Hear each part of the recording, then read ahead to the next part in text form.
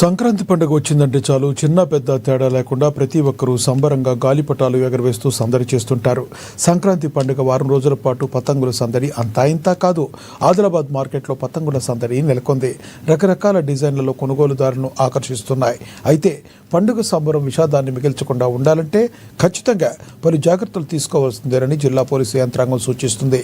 ముఖ్యంగా చైనీస్ మాంజా కారణంగా తీవ్రమైన ప్రమాదాలు చోటు చేసుకుంటున్నాయి. పతంగులు ఎగరవేసే సమయంలో చైనా మాంజాను వినియోగించవద్దని సూచిస్తున్నారు.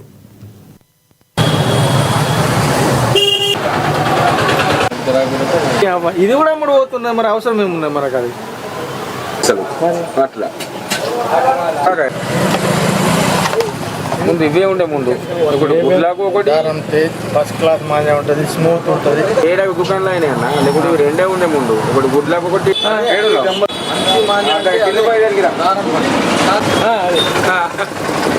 అప్పుడు